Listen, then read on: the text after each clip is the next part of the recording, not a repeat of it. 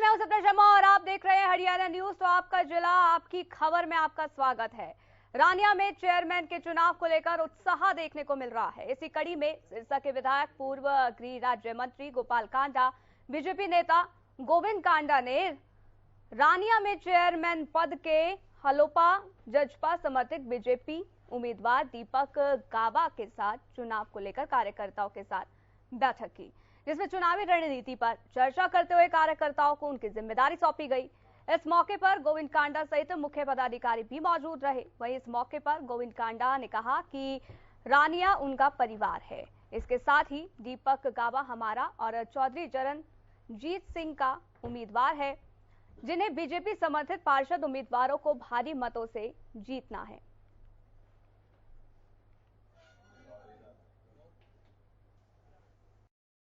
24 घंटे तन मन धन से हाजिर रहेंगे, कोई दिक्कत नहीं। 24 घंटा चौधरी साहब भी हाजिर है, मैं भी हाजिर हूँ। दीपक जी, रानिया का विकास अब आपके हाथ में, थोड़ी भूल ना कर देना, किसी की बातों में मत आ जाना। थोड़ी सी भूल अपना रानिया का विकास रोक देगी, ये बात ध्यान रखना। और हमारे माननीय मुख्यमंत्री ने हमेशा जो विकास किया है वो निष्पक्ष होकर काम किया है। जो आज गरीबों के मसीहा है, मुख्यमंत्री हमने भी बहुत देखे हैं, आपने भी बहुत देखे हैं, सब ने देखे हरियाणा वासियों ने, लेकिन जो आज सच्चा गरीबों का मसीहा है वो मनोहर लाल जी है। आपने दीपक गाबा को नहीं देखना, मुख्यमंत्री जी को देखना है, उनके हाथ पक्के करने हैं यहाँ से रानिया से।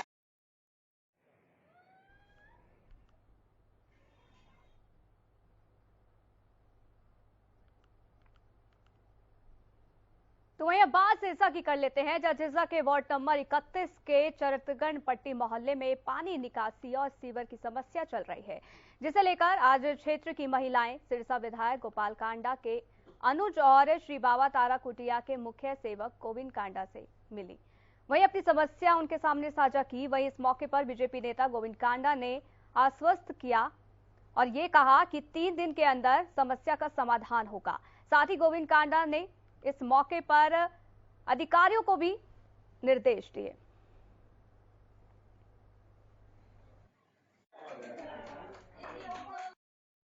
हम जी गोविंद कांडे के पास आए थे, हमारे सीवर की परेशानी है। पानी का निकास नहीं है, उसके लिए बहुत परेशान थे।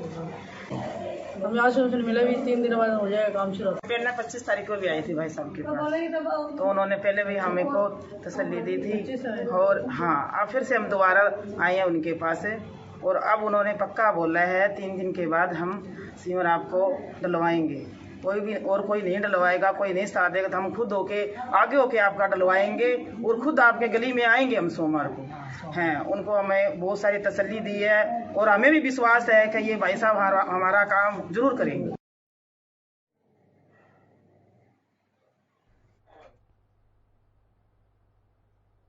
तो वहीं अब बात बल्लभगढ़ की कर लेते हैं, जहां मिल्क प्लांट रोड पर सीवर का पानी कई महीनों से भरा हुआ है। बार बार इसकी शिकायत की जाती है, लेकिन अधिकारियों पर इन शिकायतों का कोई असर नहीं होता। पिछले दिनों नेताओं ने जब इस मामले को उठाया तो अधिकारियों के कान तक जूं तक नहीं रेंगी और अधिकारियों ने तुरंत पानी की निकासी कर दी, लेकिन फिर भी यह पानी भर गया है, जिसकी वजह से स्थानीय लोग काफी परेशान हैं।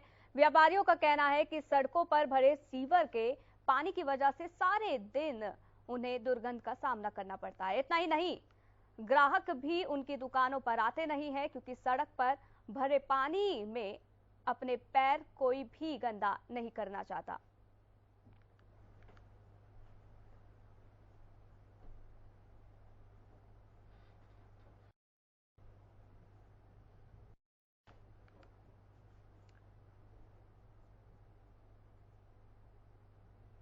तो वहीं बात गोहाना की कर लेते हैं, जहां नगर परिषद के चुनाव के लिए नामांकन की सभी प्रक्रिया पूरी हो चुकी है और आज प्रत्याशियों के नामांकन की घटनी प्रक्रिया भी पूरी कर ली गई है। नगर परिषद अधिकारी ने प्रत्याशियों को राज्य चुनाव आयोग की तरफ से जारी की गई है गाइडलाइंस की जानकारी भी इस दौरान दी। साथ ही आपको ये भी बता दें कि आम लोगों से भी राज्य चुनाव आयोग का निष्पक्ष चुनाव कराने में सहयोग की भी अपील की है। साथ ही शिकायतों के आधार पर कंप्लेंट सेंटर पर संपर्क करने की भी बात उन्होंने यहां की है। तो आपको बता दें कि गोहाना से निकाय के रण में 101 प्रत्याशी जिनको तमाम तरीके के निर्देश भी दिए गए हैं और इसके साथ ही उनको तमाम बातों के बारे में भी कहा गया है। 22 को काउंटिंग होगा। सर, जिस तरह से देख रहे हैं कि अभी से पहले प्रचार में जुट गए हैं प्रत्याशी जी, कई जगह पोस्टर भी लगे हुए हैं, क्या क्या है थोड़ा सा क्या नई गाइडलाइन है ये? जी, आरओ साहब की तरफ से जो है शहर में रैली के लिए और होर्डिंग पोस्टर बैनर इत्यादि लगाने के लिए जो है जगह चिन्हित कर दी गई है। तो आपके माध्यम से यही अनुरोध है उम्मीदवारों से कि वो निर्धारित स्थानों पर ही जो है रैली और होर्डिंग पोस्टर बैनर लगाएं। और भी कुछ अलग से गाइडलाइन जारी होगी? कई बार देखा जाता है कि शराब की भट्टी है, पैसे की भी, इसके लिए टीमें। बिल्कुल, इसके लिए कंप्लेंट सेंटर बनाया जाता है। अगर ऐसी कोई बात है तो कंप्लेंट जो है आरओ ऑफिस में जमा करवाई जा सकती है। अगर शराब बांटने की या पैसे बांटने की या किसी भी तरह के प्रलोभन की कोई उम्मीदवार देने की कोशिश करता है मतदाताओं को, तो इसकी शिकायत आरओ ऑफिस में करें। पिछले काफी समय से फसल की बकाया मुआवजा राशि दिए जाने को लेकर किसान धरना प्रदर्शन कर रहे हैं। इसी कड़ी में आज हरियाणा किसान मंच के बैनर तले किसान सिरसा के लघु सचिवालय पहुंचे और लघु सचिवालय के मुख्य द्वार के आगे धरना करने लगे। किसानों का कहना था कि उन्हें अधिकारियों से मिलने दिया जाए, लेकिन पुलिस कर्मियों ने उन्हें गेट पर ही रोक लिया। गुस्साए किसानों ने सरकार और प्रशासन के खिलाफ जमकर नारेबाजी की और चेतावनी भी दी है कि यदि अधिकारियों ने उनकी बात नहीं सुनी तो वो इसी गेट के आगे पक्का मोर्चा लगा देंगे। किसानों के साथ धोखाधड़ी करने वाले मुर्दाबाद से मिलने बाद में डीसी साहब आएंगे, उनसे पूछो भैया आपने बाहर आना है क्या, मैं अंदर आने देना। प्रदर्शन किया है। डीसी साहब का गेट है ये मेन दरवाजा, जहाँ पे आगे किसान जो है वो बैठे हैं। पीछे जनवरी के अंदर यहाँ पे मोर्चा लगाया था ट्रैक्टर ट्रालियों से कि 2021 के अंदर नरमे की फसल गुलाबी सुंडी की वजह से खराब हो गई थी। उसी को कल बीमा क्लेम और मुआवजे की मांग को लेके और 2020 के अंदर 111 गांव के अंदर फसल खराब हो गई थी, उसका जो बीमा क्लेम है वो रुका पड़ा है अभी तक। 3 साल हो गई, मिला नहीं है 4 सालों से। उसको लेके यहाँ पे 18 दिन का जब हमारा मोर्चा लगा था तो सरकार ने हमें बातचीत के लिए बुलाया था। कृषि मंत्री ने हमारे से बातचीत की थी और ये कहा था कि मार्च के अंदर किसानों का जितना भी बीमा क्लेम है और जो मुआवजा है वो सारे किसानों को अप्रैल के महीने के अंदर सब किसानों को वितरित कर दिया जाएगा, सबको मिल जाएगा। मार्च का महीना निकल गया, उसके बाद अप्रैल निकल गया, मई निकल गया, अब जून आ गया है और इन 2-3 महीनों के अंदर लगातार हम यहाँ पे अधिकारियों से, डीडीए से, डीसी से, एसडीएम से, सबसे हम लगातार मिलते रहे हैं और सिवाय इन्होंने आश्वासन के अभी तक और कुछ नहीं किया है।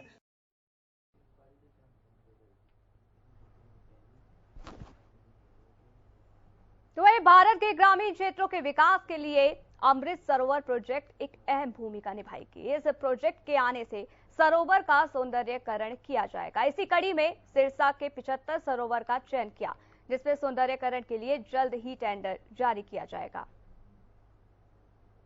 तो आपको बता दें कि सौंदर्यीकरण की जो प्रक्रिया है वो शुरू हो चुकी है और ऐसे में कई ऐसी नदियां, कई ऐसे तालाब जिसके लिए टेंडर जारी कर दिया गया है।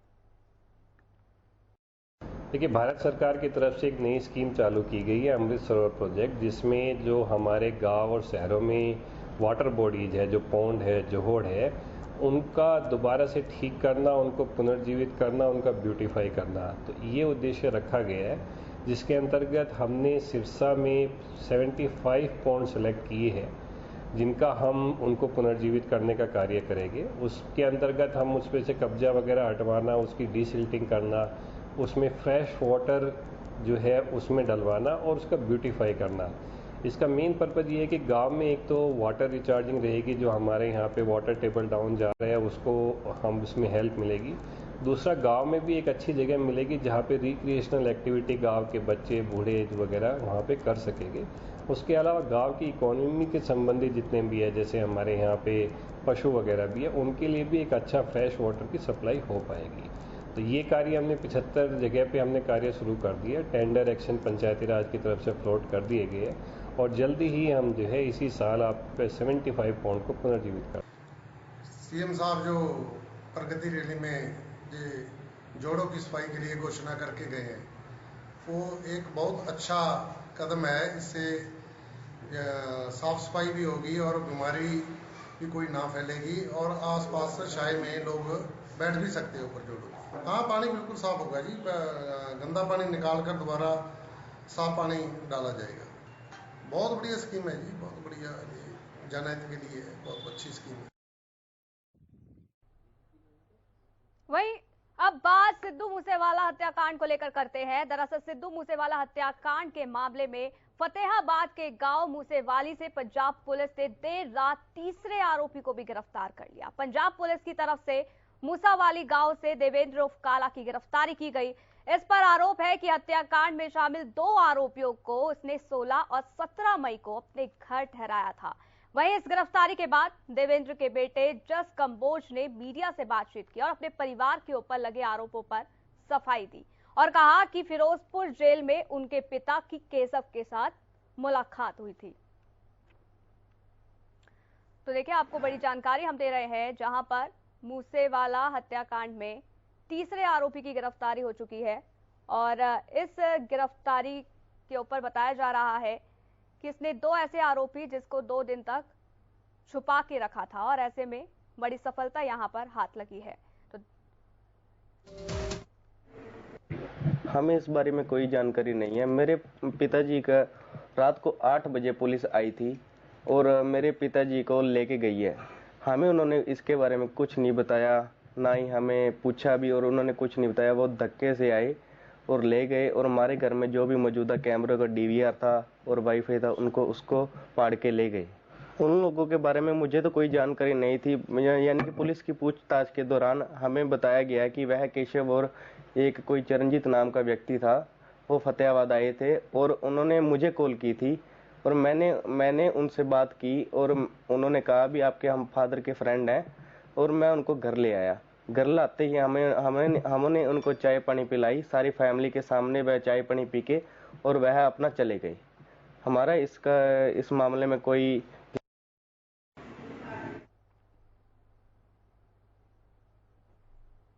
तो पंजाब में घल्लूघाट दिवस के मौके पर सुरक्षा को देखते हुए पुलिस और अर्धसैनिक बल के जवान शहर के चप्पे चप्पे पर नजर बनाए हुए हैं। इसी को लेकर अंबाला पुलिस ने भी सतर्कता बढ़ा दी है। जगह जगह नाके लगाकर चेकिंग शुरू कर दी है ताकि कोई माहौल खराब ना कर सके। इसी को लेकर SHO नरेश कुमार ने बताया है कि पुलिस कप्तान के आदेश पर वाहनों को रोककर चेकिंग की जा रही है।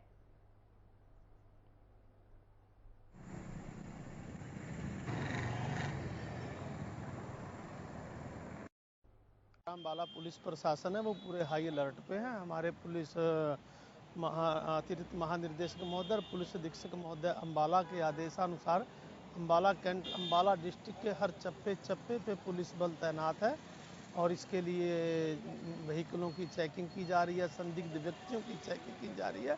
किसी भी शरारती तत्व को है जो किसी प्रकार की शरारत करने नहीं दी जाएगी। देखिए, हरियाणा, जहाँ तक मेरी जानकारी है, पूरे हरियाणा प्रांत में पुलिस बल सतर्क है, लेकिन मैं अंबाला में हूँ तो अंबाला की बात करूँ, अंबाला कैंट में चप्पे चप्पे पे पुलिस तैनात है, हर चौक चौराहे पर पुलिस तैनात है, संदिग्ध व्यक्तियों पर निगरानी की जा रही है, संदिग्ध स्थानों की चेकिंग की जा रही है। अब खबर अंबाला से। जम्मू कश्मीर में हो रहे टारगेट किलिंग के मामले को लेकर विरोध प्रदर्शन अंबाला में राष्ट्रीय बजरंग दल और राष्ट्रीय हिंदू परिषद की ओर से किया गया।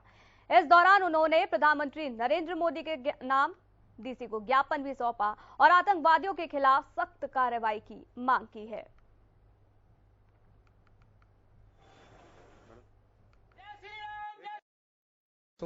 और हमने जोर शोर से आज प्रदर्शन करके आज DC साहब को ज्ञापन दिया है। जो कश्मीर में कश्मीरी हिंदुओं को टारगेट करके मारा जा रहा है, उनके समर्थन में कश्मीरी हिंदुओं के हमने ज्ञापन दिया और हमने सरकार से और मोदी जी से एक आज प्रार्थना की है कि जो आतंकवादी हमारे कश्मीरी हिंदुओं को टारगेट करके मार रहे हैं, उनको एक युद्ध सत्र पे यदि एक हिंदू को मारते तो 1000 आतंकवादियों को मारा जाए, तभी जाके ये बंद होगा।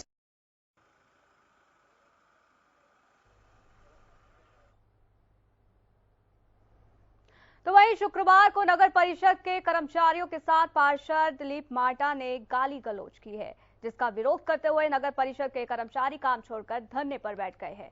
इस दौरान कर्मचारियों ने पार्षद के खिलाफ जमकर नारेबाजी की और FIR दर्ज करने की भी मांग की। साथ ही उन्होंने चेतावनी दी है कि अगर इस मामले में कार्यवाही नहीं हुई तो वह लोग नगर परिषद के गेट पर ताला लगा देंगे। द्वारा जो हमें ज्ञापन मिला था कि जो हमारी अतिक्रमण टीम के साथ दुर्व्यवहार हुआ था उसके खिलाफ उचित कार्रवाई करी जाए। हमारे कार्यकारी अधिकारी महोदय की इलेक्शन के दौरान दादरी नगर परिषद में ड्यूटी लगी हुई है। मेरे द्वारा उनको फ़ोन पे बता दिया गया है तथा उनको जो संबंधित दस्तावेज है वे हमने ईमेल के माध्यम से भेज दिया गया है। मेरे द्वारा अपने डीएमसी महोदय को बता दिया गया है कि उचित कार्रवाई करें।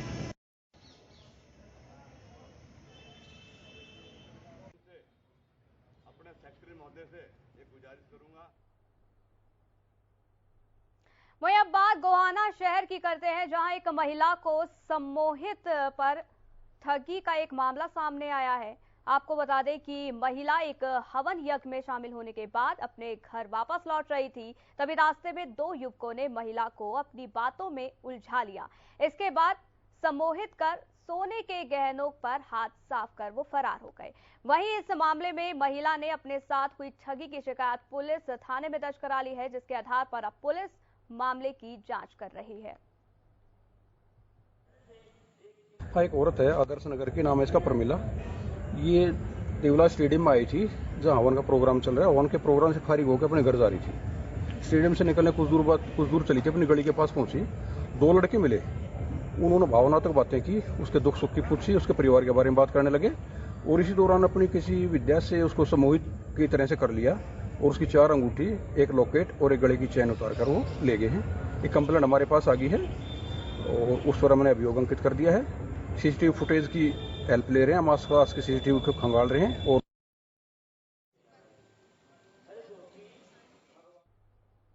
तो फरीदाबाद के अजरौंदा मेट्रो स्टेशन के पास एक खड़ी ट्रक में अचानक आग लग गई। ट्रक से धुआं उठता देख ट्रक चालक ने खुद को किसी तरीके से बाहर निकाला। वहीं तेज आग की लपटों के कारण साथ खड़े एक और ट्रक में आग लग गई। आग लगने की सूचना मिलते ही फायर ब्रिगेड की गाड़ियां मौके पर पहुंची और आग पर काबू पाया। वहीं ट्रक में आग लगने के कारणों का खुलासा भी नहीं हो सका है।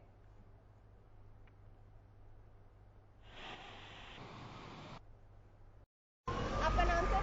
नरेश कुमार है। नरेश जी, आपका ट्रक है, कैसे आग लगी कुछ पता चला? पहले इस बड़े ट्रक में आग लगी है, इसके बाद फिर ये आग को उसने भी पकड़ लिया। तब तक फायर ब्रिगेड आई, तब तक उस गाड़ी को भी लपेट में ले लिया। आपके ट्रक में क्या कुछ यूज था? हमारे ट्रक में तो लोहा लोड है, वो रखा तो है, पाइप और शीट है। लगभग कितने पैसे का सामान होगा वो? उसमें होगा कम से कम 20-25 लाख का माल।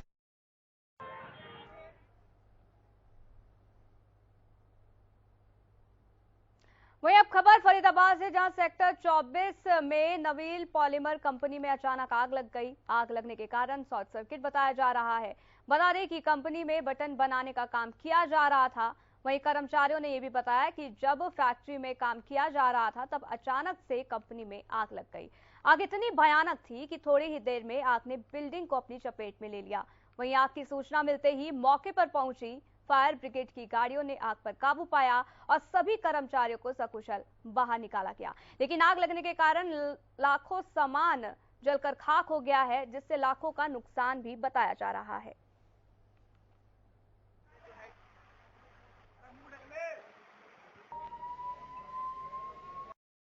नवीन पॉलीमर करके एक इंडस्ट्रियल एरिया में कंपनी है, जिसमें अभी आग लगने की सूचना पर पुलिस मौके पहुंची है। इसमें बटन मैन्युफैक्चर होते हैं यहाँ, और उसी में ऊपर पहली मंजिल पे ज़्यादा आग फैली हुई है। हाँ, अभी तक हमें कोई जान माल के नुकसान के बारे में नहीं है कोई भी खबर। अंदर कोई भी आदमी नहीं फंसा हुआ इसमें। तो फायर ब्रिगेड की गाड़ी कितनी पहुंची मौके पर? फिलहाल मौके पे एक फायर ब्रिगेड काम कर रही है और दूसरी गाड़ियां भी पहुंच रही है।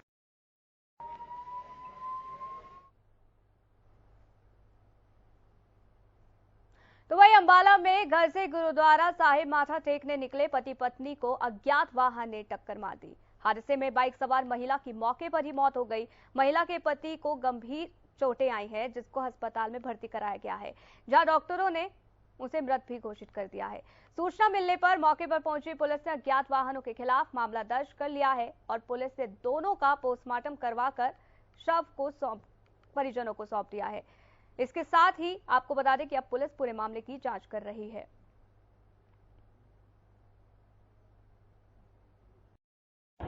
ये जी वहाँ टूंडले वहाँ पंजोखरा जा रही थी जी। हाँ जी, पंजोखरा जा रही थी जी। वहाँ टूंडले वहाँ ट्रैली के साथ लगी थी दोनों मियाँ बीवी। अच्छा, तो अब क्या कंडीशन है उनकी? वैसी डेथ हो गई। किसकी, दोनों की? द्वारा अपने एरिए की हमारे पंजौता थाने की सूचना मिली थी किसी व्यक्ति के द्वारा जो एक्सीडेंट हुआ है अपना पंजौता से जो है अपना ये चौथा नरवा, तो उसी टाइम मौके पे पहुंचे। वहाँ पर एक लेडी जो है नीचे हुई थी और उससे पहले ही जो है जो उसका पति था उसको जो है सिविल एम्बुलेंस में भिजवाया जा चुका था। तो पुलिस ने मौके पे पहुंच के जो है उसको लेडीज को भी जो है अस्पताल सिविल अस्पताल कैंट में जो है चाहिए निकल का कोई पता चला नहीं है। दोनों पति पत्नी की जो है सिविल हॉस्पिटल अम्बाला से जो है पोस्टमार्टम करा के और डेड बॉडी जो है परिजनों को जो है अंतिम संस्कार। तो वही रिकॉर्ड तोड़ गर्मी ने टमाटर की फसल पर भी अपना असर दिखाना शुरू कर दिया है। ज्यादा गर्मी के चलते टमाटर की फसलें झुलसा रोग की चपेट में आ गई है। फसलों में झुलसा रोग लगने से टमाटर की पैदावार प्रभावित होगी और इसके साथ ही किसान अपनी तरफ से फसलों का बचाव करने की कोशिश तो कर रहे हैं, लेकिन फसलों पर दवाओं के स्प्रे का कोई भी असर नहीं हो रहा है, जिससे उनकी फसल लगातार सूखती जा रही है। इसके साथ ही आपको बता दें कि उन्हें प्रति एकड़ हजारों रुपए का नुकसान भी झेलना पड़ रहा है और इस साल टमाटर के बदले किसानों को अच्छा रेट मिल रहा है, लेकिन अब झुलसा रोग ने किसानों के मुनाफे पर रुकावट डालने का काम किया है। इस टाइम ये बीमारी है रही जुलूस रही, ये इसमें मान ले बहुत फर्क पड़ रहा है। कितना? आधा मान ले, आधा % मान ले आधी खत्म है फसल में। बचाव के लिए क्या कर रहे हैं? बस करा जी मान ले 5-4 स्प्रे मारे, बड़ी टंकी के भी स्प्रे करवाया पर कोई असर नहीं हुआ दवाई का। तो उत्पादन पे असर पड़ेगा इसका? हाँ, इस पर टमाटर पर फर्क पड़ी गई। आधे मान ले जितनी 800 की रेट होनी थी तो 400 की रेट होगी। रेट अच्छा था क्या? रेट तो अच्छा है मान ले, इसलिए मान ले फर्क है। पत्ते सूख रहे बस, ना? हाँ, यही बस ये। तो भवानीखेड़ा से एक बड़ी खबर आ रही है, जहां नदी में डूबने से 2 लोगों की मौत हो गई है। तो बड़ी जानकारी देखिए आपको दे देते हैं। भवानीखेड़ा का ही पूरा मामला हम आपको बता रहे हैं और इस वक्त की बड़ी खबर आपको बता दें कि भैंस निकालने के दौरान जोहड़ में 2 युवक डूब गए हैं। डूबने से एक युवक की मौत भी हो गई है। बड़ी जानकारी देखिए आपको दे रहे हैं लगातार। ग्रामीणों ने एक युवक को बचा लिया है और आपको बता दें कि ये हादसा बेहद ही दिल को झंझोर देने वाला है। नदी में 2 युवक डूब गए, हालांकि एक को बचा लिया गया। भैंस निकालने के दौरान ये हादसा हुआ है। बड़ी जानकारी, जहां नदी में डूबने से एक युवक की मौत भी हो गई है। बड़ी जानकारी देखिए आपको दे रहे हैं। ग्रामीणों ने एक युवक को भी बचा लिया है और इस वक्त बड़ी खबर आ रही है भवानीखेड़ा से। बड़ा मामला और लगातार आपको बता रहे हैं, जहां एक युवक की मौत हो चुकी है नदी में डूबने से, तो वहीं एक को समय रहते ही बचा लिया गया है। बताया जा रहा है कि भैंस को निकालने पहुंचे थे और इस दौरान ये हादसा हो गया।